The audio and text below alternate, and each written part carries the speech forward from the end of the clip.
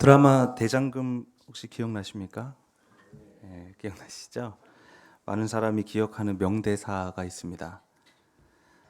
궁녀들의 실력을 심사하는 자리였는데 절대 미각을 스스로 뽐내던 이 금영이라는 궁녀는 이 고기에 설탕이 들어있다고 답했고, 모두가 수긍하는 분위기, 아니 그런 것보다 수긍해야 하는 그런 분위기였습니다. 그런데 어린 궁녀 장금이 혼자 설탕이 아니고 홍시입니다 라고 대답했습니다. 술렁이는 분위기 속에서 최고 상궁이 어찌 홍시라 생각하였느냐 묻자 장금이는 예, 저는 제 입에서 고기를 씹을 때 홍시 맛이 났는데 어찌 홍시라 생각했느냐 하시면 그냥 홍시 맛이 나서 홍시라 생각한 것이온데 기억나시죠? 이 말똥말똥한 눈으로 당연한 말을 했습니다. 어떤 계략이나 다른 욕망 하나 없이 그저 순수한 마음으로 홍시를 폭로한 장금이었습니다. 오늘 복음서에서도 장금이처럼 한 사람이 진실을 폭로합니다. 그 사람은 거리에서 구걸하던 선천적 시각 장애인이었지만 예수를 만나서 눈을 뜬 사람입니다. 장애를 어떤 형벌이라고 생각하던 당시 길을 걷던 제자들이 저 거지를 가리켜서 예수께 묻습니다. 저 선천적 장애인은 본인의 죄 때문에 저렇게 된 것입니까? 아니면 부모의 죄 때문에 저렇게 된 것입니까? 예수는 둘 다 아니라면서 이렇게 말씀하십니다. 그것은 하나님의 일을 드러내기 위함이었다. 그리고 그 일은 밤이 아니라 낮에 해야 한다. 나는 세상의 빛이기 때문이다. 이 말씀을 마치신 후에 예수는 땅에 침을 뱉고 그 진흙을 그의 눈에 바른 후 실로암 못에 가서 씻으라고 합니다. 그리고 예수 일행은 떠났습니다. 그가 눈을 떴는지 확인하지는 않았습니다. 그 장애인은 믿져야 본전이니 예수의 말대로 실로암 못에 가서 한번 씻어봅니다. 그런데 정말로 눈이 밝아졌습니다. 문제는 그 다음부터입니다. 소문이 퍼지고 이웃 사람들 사이에서 논쟁이 시작됐습니다. 그가 어떻게 눈을 떴는지에 대해서 이야기하다가 이 사람이 우리가 알던 그 장애인이 아니라 실은 다른 사람이다 라는 주장이 나옵니다. 결국 그 사람이 직접 말합니다. 내가 그 사람이 맞소. 사람들이 묻습니다. 어떻게 눈을 뜨게 되었소? 그 사람이 말합니다. 예수라는 사람이 진흙을 내 눈에 바르고 실로암에 가서 씻으라고 했소. 그래서 내가 씻었더니 보게 되었소. 그는 장금이처럼 아주 정확히 자신이 경험한 진실만을 말했지만 사람들은 그를 믿지 않고 오히려 그를 고발했습니다. 또 하필 그날이 병을 고쳐서는 안 되는 안식일이었기 때문입니다. 바리새인들이 신문을 시작합니다. 눈을 어떻게 뜨게 되었소? 그 사람은 똑같이 말합니다. 예수라는 사람이 진흙을 내 눈에 바르고 실로암에 가서 씻으라고 했소. 그래서 내가 씻었더니 보게 되었소. 바리새인들은 그 사람을 앞에 두고 토론을 시작합니다. 안식일을 지키지 않는 것으로 보아서 예수는 확실히 죄인이요. 아니 그런데 죄가 없는 사람이 어떻게 또 이런 일을 할 수 있겠는가? 자기들끼리 토론을 해봐도 답이 나오지 않자 멀뚱히 서 있는 그 사람에게도 한번 물어봅니다. 자네는 어떻게 생각하는가? 그가 대답합니다. 저는 예수는 하나님의 예언자라고 생각합니다. 하지만 바리새인들은 그에게 물어봐 놓고서 그 사람의 말을 듣지는 않습니다. 그러다가 새로운 의견이 하나 나왔습니다. 이 사람이 선천적 장애인이 아니었을 거라는 의견입니다. 그래서 이 사람의 부모를 데려와 신문합니다. 이 사람이 날 때부터 눈먼 사람이었어? 그런데 어떻게 이 사람이 다시 보게 되었어? 부모는 말합니다. 이 아이가 날 때부터 시각장애인은 맞는데 어떻게 보게 되었는지는 모릅니다. 이 아이가 이미 다 큰 사람인데 왜 우리에게 물어보십니까? 라고 말하면서 부모는 선을 딱 긋습니다.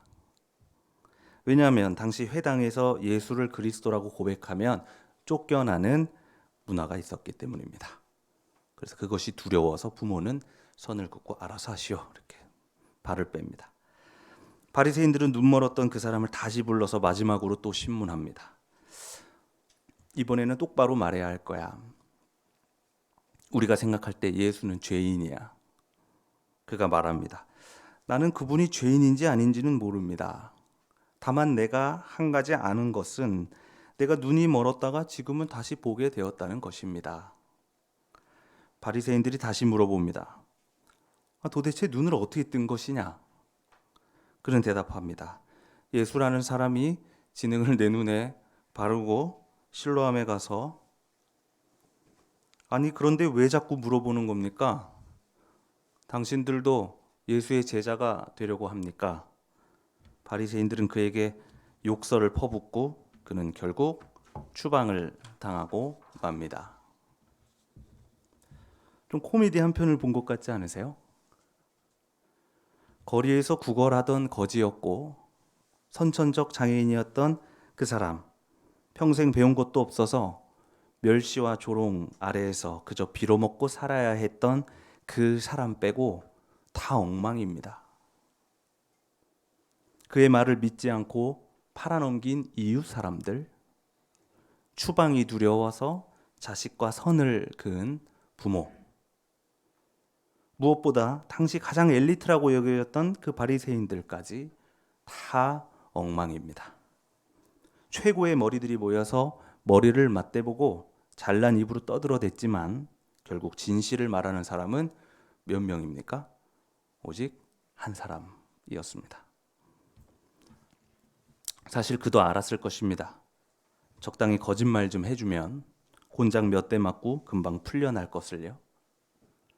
이렇게 계속 어리석게 버티다가는 추방당할 것을 그는 알고 있었습니다. 몇 번이고 그저 잘못했다고 말할 수도 있었습니다. 사실 다 거짓말이었다고. 사실은 나는 예수를 만난 적도 없다고. 그저 이것은 하나님의 은혜니까 내가 어떻게든 구걸해서라도 속죄제를 드리겠다고. 내가 눈을 뜬 건 다 당신들이 만들어 놓은 이 유대교의 은혜였다고 말할 수 있었지만 그는 우직하게 서서 그가 경험한 진실을 가감하거나 멋대로 해석하지 않고 그저 객관적으로 폭로할 뿐이었습니다. 오늘 하나님께서도 사무엘을 통해 폭로하십니다. 사무엘은 오늘 하나님을 배신한 사울 왕 대신 새로운 인물을 찾아 나섭니다. 그에게 기름을 부어주기 위해서입니다. 그런데 이 일이 드러나면 사무엘은 어떻게 되겠어요? 반역죄로 죽게 됩니다. 왕이 있는데 새로운 왕을 자기들이 새로 알아서 뽑는 거잖아요. 공개 채용은 안 되니까 비밀스럽게 일을 진행해야 합니다.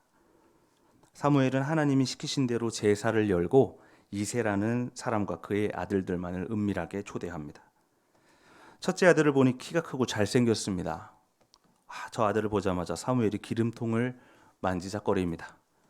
그러자 하나님이 말씀하십니다. 걔는 아니다. 겉모습으로 사람을 판단하면 안 된다.